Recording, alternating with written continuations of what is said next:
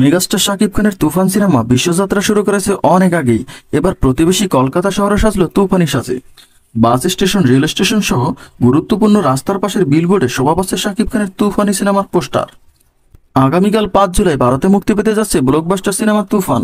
এতে মেগাস্টার শাকিব খানের সাথে জুটি বেঁধে অভিনয় করেছেন কলকাতার জনপ্রিয় নায়িকা মিমি চক্রবর্তী। বাংলাদেশ সহ আমেরিকা ও অস্ট্রেলিয়াতে ব্যবসা সফল হয়েছে তুফান। এবার দেখার পালা কলকাতায় কি হয়। তুফানের প্রমোশনের লক্ষ্যে গতকাল বিমানযোগে কলকাতায় পৌঁছেছেন শাকিব খান সহ ছবির পরিচালক এবং প্রযোজক। সেখানে যোগ দেবেন নায়িকা মিমি চক্রবর্তীও। ইতিমধ্যে সোশ্যাল মিডিয়ার ট্রেন্ডিং অবস্থান করে ঝড় তুলেছে তুফানের উড়াধুরা ও দুষ্ট কোকিল গান। আশা করা যাচ্ছে শাকিব মিমির জুটিকে কলকাতার সিনেমা প্রেমীরা ভালোভাবেই গ্রহণ করবে। সবাইকে ধন্যবাদ জানিয়ে শেষ করছি। সবাই ভালো থাকবেন। অনেক অনেক ধন্যবাদ।